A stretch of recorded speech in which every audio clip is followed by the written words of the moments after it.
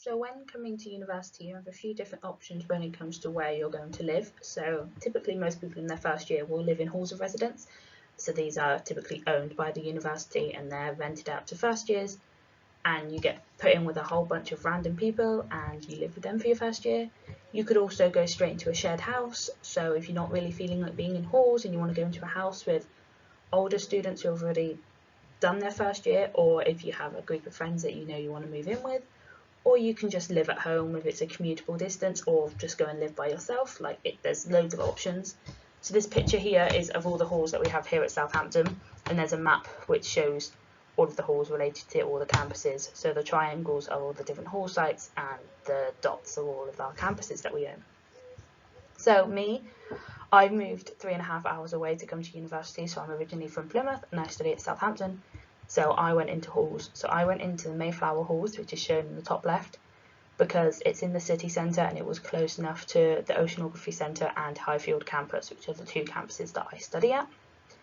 And then into my second and my third year, and now into my fourth year as well, I am living in a house with a group of friends who I met through living in those halls. So we weren't in the same flat, we were all in different flats in Mayflower halls, but we all somehow ended up meeting.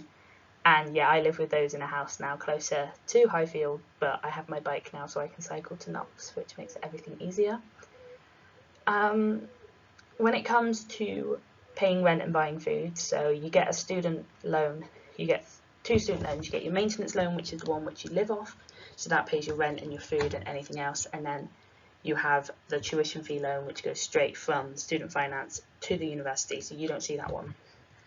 And you use those maintenance loans to pay for everything, but you can, if that's not like enough money for you to be able to live off, because it is means tested, then the university do hire people on part-time jobs, and there's loads of part-time jobs in the city to help you.